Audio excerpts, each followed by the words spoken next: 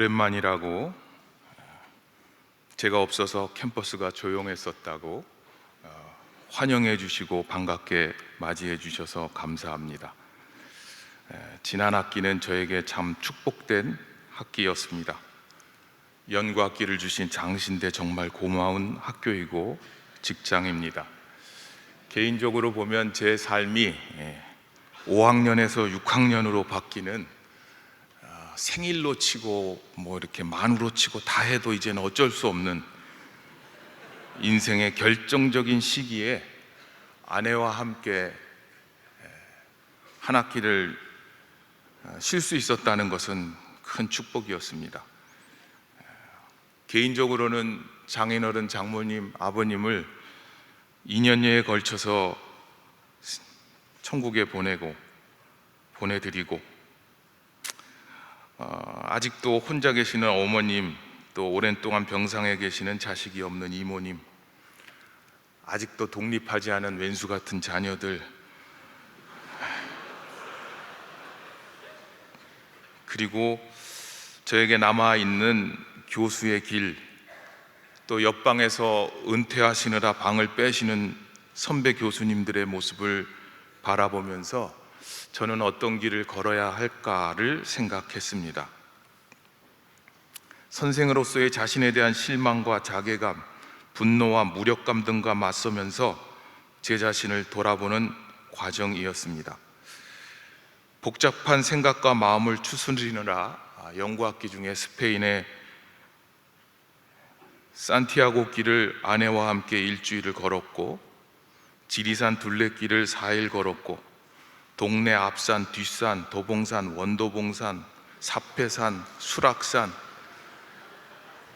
신선대, 자운봉, 오봉, 여성봉, 수많은 산들을 오르내리며 제 인생길을 묵상했습니다. 정 안 되면 아차산이라도 오르자 몇 차례 아차산도 올랐습니다. 그러면서 제가 느낀 것은 오르는 것보다 내려오는 것이 참 힘들구나, 그것을 알았습니다. 여러분은 여러분의 인생길을 어떤 길을 걷고 있습니까? 어떤 길을 걷고 싶습니까? 요즘 들어 꽃길만 걸으세요, 이런 덕담을 우리가 하는데 꽃길이란 있긴 있는 겁니까? 꽃길을 걸으면 정말 좋은 것입니까? 예수님은 길이요 진리요 생명이라고 말씀하셨는데 우리가 예수님께서 제시하시는 그 길을 걸어야 할 텐데 우리는 그 길을 걷고 있습니까? 아니, 예수님께서 내가 곧 길이라고 말씀하셨는데 예수님을 걷고 있습니까?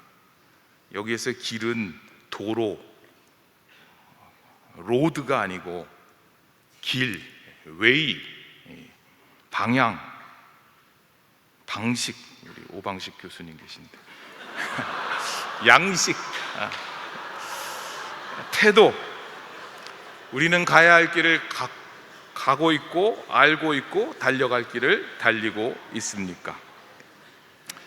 저는 제 선생의 길, 교수의 길을 바라보면서 목사의 길을 걸어가야 한다면, 그리고 만약에 끝까지 걸어야만 한다면 어떻게 걸어야 할지를 교사의 본이시고 참 목자이시고 실제 모델이시고 참된 길이신 예수님의 삶을 통해서 우리에게 주시는, 그리고 저에게 주시는 교훈을 이 시간 함께 나누고자 합니다. 우리 설교학에는 이런 설교 장르가 있는지 모르겠는데 제가 붙이기는 자기 고백적 설교 형식이다, 이렇게 용서하고 들어주시기를 바랍니다. 오늘 본문이 포함되어 있는 요한복음 13장은 예수님께서 세상을 떠나실 날이 가까운 줄 아시고 제자들을 사랑하시되 끝까지 사랑하셨다, 요한복음 13장 1절에 쓰여져 있습니다. 예수님의 공생애의 마지막 인생길의 종착점에 거의 도달한 줄 아시고 제자들에게 가르치시는 마지막 행동 중에 하나가 이 제자들의 발을 씻기시는 사건이었습니다. 요한복음에만 등장하는 사건입니다. 그들의 발을 씻으신 후에 옷을 입으시고 다시 앉아 그들에게 이르시되 내가 너희에게 행한 것을 너희가 아느냐? 너희가 나를 선생이라 또는 주라 하니 너희 말이 옳도다. 내가 그러하다. 내가 주와 또는 선생이 되어 너희 발을 씻었으니 너희도 서로 발을 씻어주는 것이 옳으니라. 어떤 사람은 주라고도 부르고 어떤 사람은 선생이라고도 불러서 또는 이라고 되어져 있지만 내가 주요 또 선생이다, 주이며 선생이다 라고 우리가 부를 수가 있겠습니다. 그 주이며 선생님이신 예수님께서 갑자기 제자들의 발을 씻기시겠다고 말씀하십니다. 일반적으로는 제자가 스승을 섬기고 종이 상전의 발을 씻는 것은 있을 수 있지만, 스승이 제자의 발을 씻기는 것은 그 당시에 있을 수 없는 전무후무한 일이었습니다. 세상에 이런 일은 없었다. 그 다음에 뭔지 아시죠? 스승인가 제자인가? 이런 일이 없었던 일이 일어났습니다. 선생이 제자들의 발을 씻겼습니다. 그리고 말씀하십니다. 내가 주와 선생으로 너희 발을 씻겼다. 이 말씀은 주의 길, 스승의 길, 선생의 길을 알려주는 것이고, 우리 주님께서 진짜 제자들에게 알려주고 가르쳐주고 싶었던 중요한 가르침이 그곳에 담겨져 있습니다. 속담 중에는 어른 말을 들으면 자다가도 떡이 생긴다는 말이 있습니다. 근데 어른이 이 세상에 존재하지 않습니다. 요즘에는 선생이고 부모고 별로 존중해 주지 않습니다. 나이가 좀 들으면 두 가지밖에 없습니다. 보수 꼴통, 진보 꼰대. 보수도 꼴통이고 진보도 꼰대고.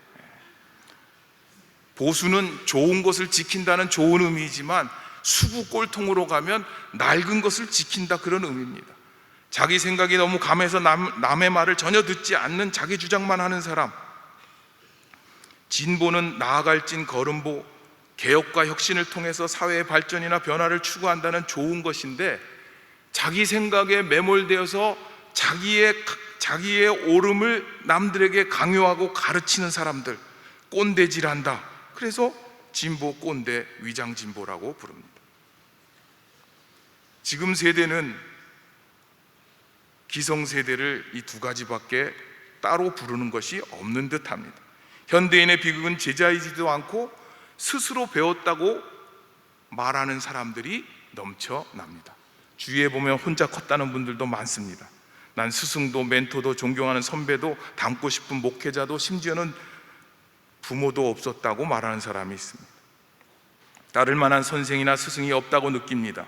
주위를 둘러봐도 존경할 만하고 닮고 싶은 사람이 없습니다. 사실 혼자 태어나고 자랄 수 있는 사람은 없습니다. 그런데 아무에게도 배우지 않고 배울 수도 없고 배우지도 않고 배우고 싶지도 않고 배울 만한 사람도 없는 이 시대를 살아가는 우리는 매우 슬픈 시대를 살고 있습니다. 그런데 우리 주님은 내가 주요 선생이다 라고 말씀합니다. 우리의 목표와 모본과 모델과 멘토와 우리 삶의 주인은 예수님이십니다. 그리스도인은 예수님을 주로 고백하는 사람들입니다. 예수님은 주와 그리스도가 되셨고 선생이 되셨다고 말씀합니다. 이 세대에는 스승다운 스승, 선생다운 선생이 없더라도 예수님은 참 스승이시고 우리의 주이십니다. 예수님을 부인하고 도망갔던 나약했던 제자들이 성령의 불이 임하여서 변화되었을 때 베드로가 첫 번째 설교를 한 내용은 사도행전 2장 36절에 나와 있습니다. 그런즉 이스라엘의 온 집은 확실히 알지니 너희가 십자가에 못 박은 이 예수를 하나님이 주와 그리스도가 되게 하셨느니라. 예수 그리스도가 우리의 주가 되셨을 때 그 말을 들은 사람들은 마음에 찔려서 형제들아 우리가 어찌할까 하고 회개하고 예수 그리스도의 이름으로 죄사함을 받고 성령의 선물을 받으라 베드로는 선언하였습니다. 예수님을 주로 고백한다는 것은 무슨 뜻입니까?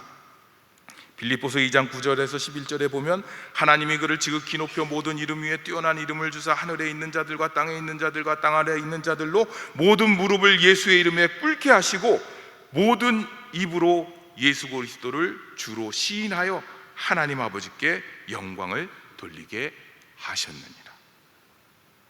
땅 위에 있는 것, 땅에 있는 것, 땅 아래에 있는 것 모든 무릎들이 주님 앞에 무릎을 꿇고 가장 뛰어난 이름이라고 우리를 살리시는 분이라고 고백하는 것, 그것을 주라 고백하고 있고 그때 하나님 아버지께서 영광을 받으신다는 것입니다. 찬송을 불러야 되는데 예수는 주, 예수는 주, 온 천하 만민 우러러 그 보좌 영광을 돌리세. 예수 예수 예수는 주. 모든 이름 위에 뛰어난 이름, 가장 뛰어난 이름 예수는 주. 모든 무릎을 꿇고 경배를 드린다. 당신이 나의 삶의 주인이시고 이 세상을 다스리시고 당신이 왕이시고 당신에게 나는 항복합니다 고백하는 것이 예수를 주라고 부르는 것입니다. 우리는 그것에 의심이 없습니다. 우리는 무릎을 꿇고 경배하고 찬양해야 할, 찬양받으실 마땅한 분이 예수님이라고 고백합니다. 문제는 그 예수님으로부터 배우지 않는다는 것입니다. 예수님은 우리의 스승이시고 선생님이시기 때문에 배워야 하지만, 주로 고백은 하는데, 그 찬양을 할 때 우리의 마음에 떨림이 있고 눈물이 나는데 삶으로 진정한 선생님이신 예수님의 가르침을 배우지를 않습니다. 그 예수님께서, 우리의 참된 선생님 되시는 예수님께서 십자가를 앞두고 제자들의 발을 씻기셨습니다. 세족식 어떤 프로그램이나 행사로 우리가 종종 합니다마는 예수님께서 발을 씻기셨을 때는 이것을 행하신 우리 주님의 목적이 있으셨습니다. 14절에 내가 주와 또는 선생이 되어 너희 발을 씻겼으니 너희도 서로 발을 씻어주는 것이 옳으니라. 제가 신대원에 입학했을 때 제가 다니던 교회는 신설동에 있는 영암교회였습니다. 대학 청년부에서 그 당시 장신대 목회상담학 교수셨던 오송춘 목사님, 교수님을, 은사님을 모시고 청년부 수련회를 했습니다. 강사로 오셨는데 마지막 날 제 발을 씻기셨습니다. 학교 선생님께서 제 발을 씻기시는 것은 참 감동도 있었지만 부끄럽기도 했습니다. 왜냐하면 저희 어머님이 늘 말씀하셨거든요. 내 발을 보여주지 마라. 양말을 벗은 발을 절대로 보여주지 마라. 그걸 보면 어느 여자도 시집 오지 않을지 모른다. 못생기고 두툼하고 크고 무좀까지 있었거든요. 그런데 선생님께서 제 발을 씻어 주셨습니다. 예수님께서 제자들의 발을 씻었습니다. 이 말씀은 주와 선생이 되어 너희 발을 씻었으니 너희는 가서 제자를 만들어서 스승이 되어가지고 내 제자들의 발을 씻어라, 그것을 가르쳐 주는 것이 아닙니다. 주와 선생으로서 내가, 예수님께서 너희를, 제자들의 발을 씻겼다고 한다면 너희끼리, 제자들끼리 서로 발을 씻기는 것이 당연하다는 말씀입니다.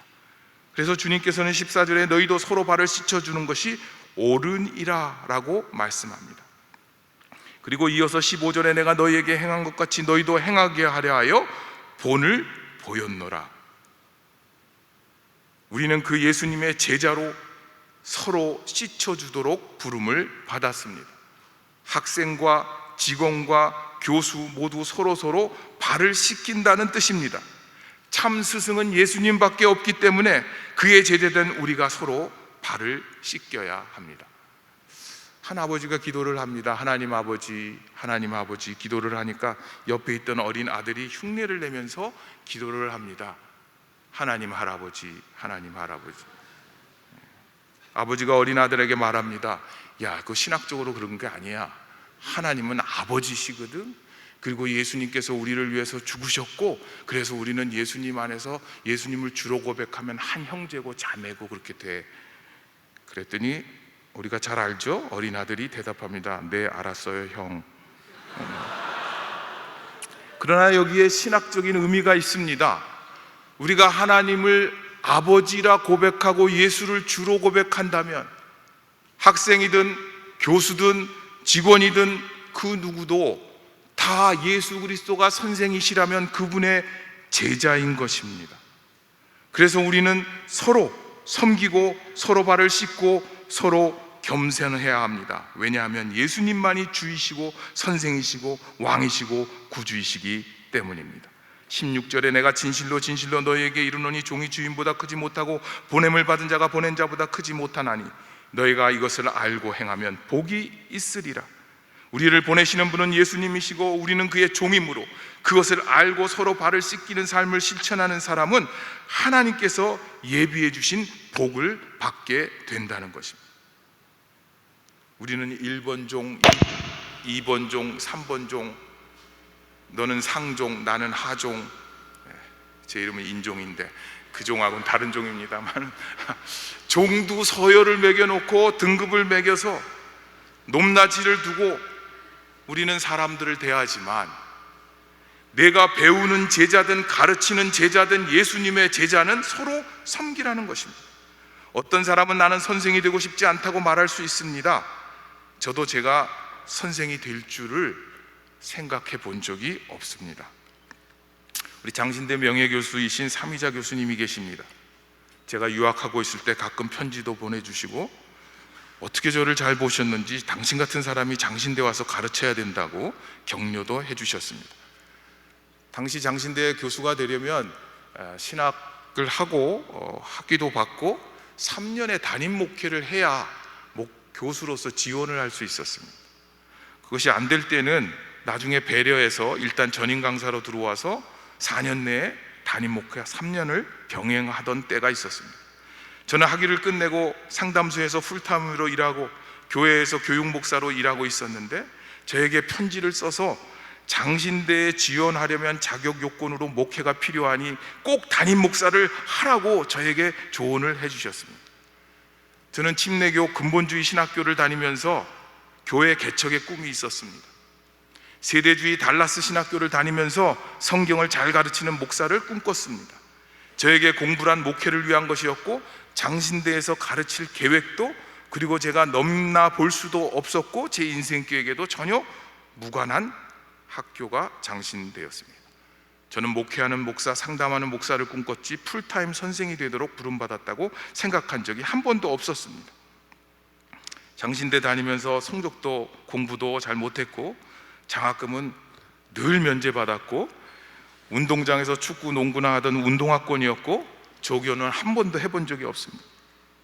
그런데 저를 볼 때마다 격려하고 도전을 하시면서 그 교수님께서는 당신 같은 사람이 들어와야 된다고 저를 위로하고 세워주셨습니다. 은퇴하실 때에 저를 불러서 미안해, 지금 읽어보니까 잘 썼는데 그때 B+ 줬네, 그러면서 20년 전에 신대원 때 썼던 제 페이퍼를 저에게 돌려주셨습니다.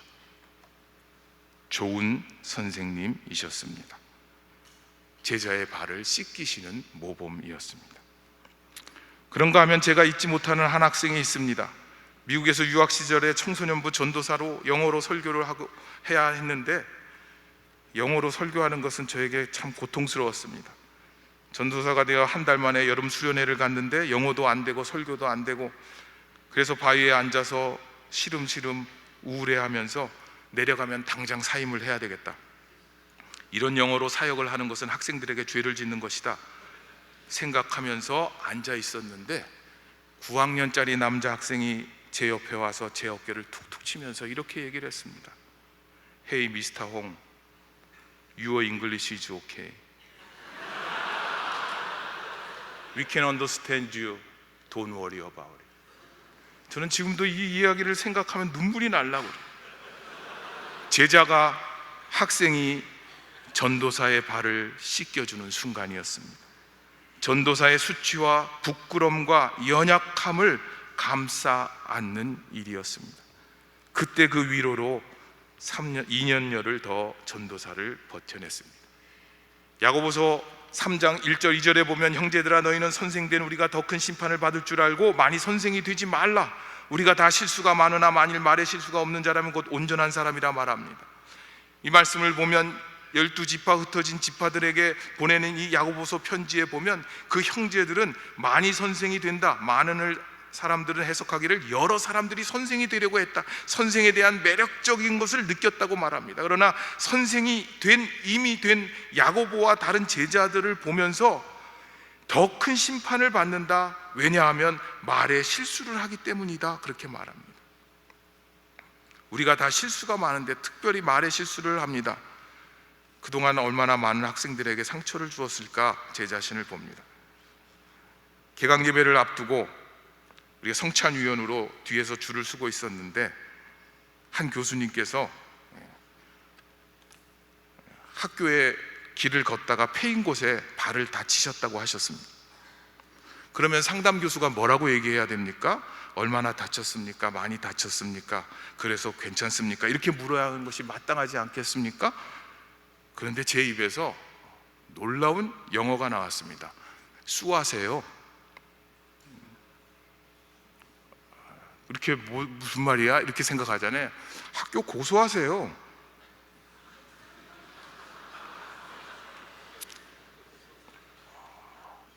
그랬더니 그 고매한 교수님께서 그 말을 받아서 요즘 좀 예민하시군요, 이렇게 말씀하셨습니다. 개강 예배 내내 마음이 아팠습니다. 왜 그랬을까? 왜 그럴까? 다쳤다는 게 왜 나를 질책하는 말처럼 들렸을까? 내내 마음이 아팠고 예배가 끝나자마자 교수님께 사과를 했습니다. 발을 보니까 발에 붕대를 묶고 계셨고 쩔뚝거리시면서 걷는 것을 그제야 제가 볼 수 있었습니다. 연구학기를 하고 어느 정도 회복했다고 생각했는데 줄창산을 오르면서 돌을 닦아도 많이 닦았는데 아직 저는 멀었다는 것을 제가 알게 됐습니다. 그래서 우리는 참된 스승이고 선생이신 예수님만 바라보아야 합니다. 나는 실패한 선생이 되지 않기 위해서 나는 선생이 되지 않을 것이다, 아닙니다.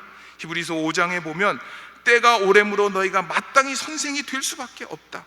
집에서는 부모로서 자녀들에게 선생이 되고, 교회에서는 선배로서 전도사로서 선생이고 교사이고, 세상에서는 우리를 바라보며 예수님을 믿을까 말까, 우리를 반면교사가 아니라 정면교사로 우리를 바라보고 있다는 사실입니다. 어제 설교를 앞두고 무리하게 축구장에 나갔습니다. 개막전이기 때문에 안 갈 수가 없었죠. 정말 학생들이 볼을 패스를 안 해줍니다. 그런데 오래전에 제자가 축구하러 왔습니다. 아내도 오고 아기도 왔어요. 다 끝나고 어떻게 밥을 저 혼자 먹으러 갔는데 그 가족이 같이 식사를 하고 있었습니다. 그래서 그 아들에게 제가 이쁘다 그러고 나를 할아버지라 부르라 그러고 제가 용돈을 주면서 이렇게 얘기를 했습니다. 아버지처럼 훌륭한 사람이 되라. 그랬더니 그 박 목사가 옆에서 저처럼 되면 되나요? 저보다 훌륭한 사람이 되어야지. 부모가 교사인 것은 자기의 연약함을 알지만 내 자녀만큼은 더 잘 되기를 원하는 것. 그래서 우리는 어쩔 수 없이 선생의 자리를 갈 수밖에 없습니다. 서로 발을 씻는다는 것은 무엇입니까? 결국 서로를 살리는 공동체가 된다는 것입니다. 예수님이 참 스승이기 때문에 그분의 제자된 학생과 직원과 교수 우리 모두는 상대방에게 씻어달라고 자신의 추악한 부분, 더러운 발을 내밀 수 있어야 하고, 그 발을 보듬고 안고 씻어주고 함께 아파할 수 있는 공동체를 향하여 나가야 합니다.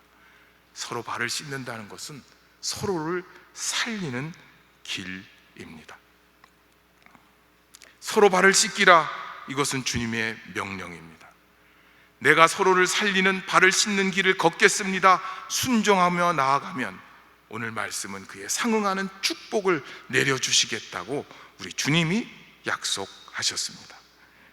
제가 장신대에 오기 전에 한 학교에서 교목실장을 잠깐 하던 때가 있었는데, 그때는 호황기여서 300명 체프를 일주일에 8번에서 12번씩 드리던 때가 있었어요.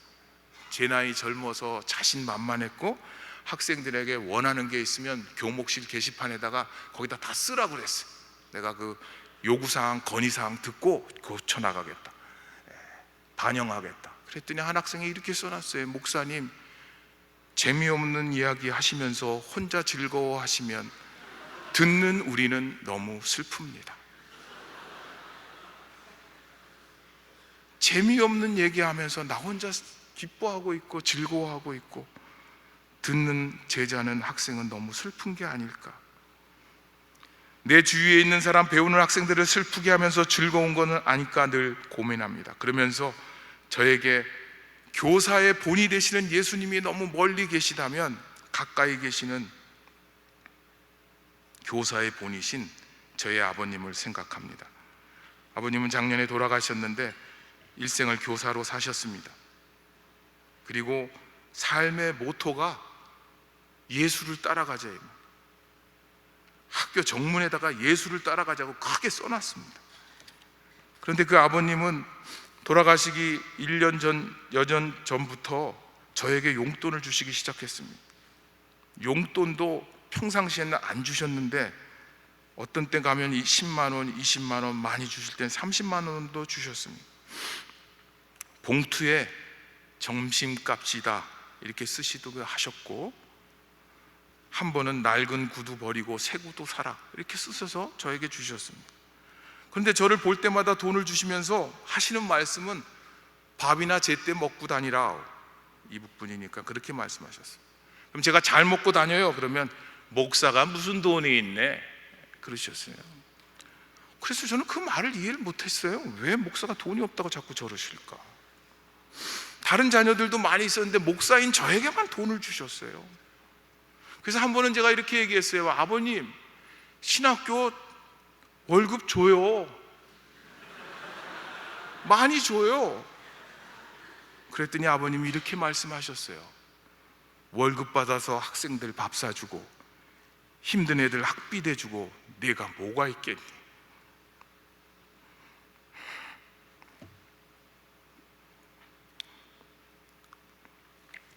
저희 아버님은, 죄송합니다, 저희 아버님은 신학교 선생은, 목사는 자신을 희생하고 월급을 쪼개서 어려운 학생들을 후원하면서 힘들게 산다고 생각하신 것입니다.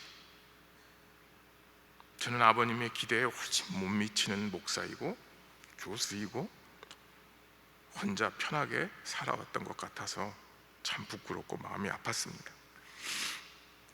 아버님이 돌아가시고 나니까 평생 스승이시고 평생 선생으로 사셨던 아버님의 뒷모습을 그리워하면서 아버지의 반이라도 따라가자 이렇게 다짐을 하고 있습니다.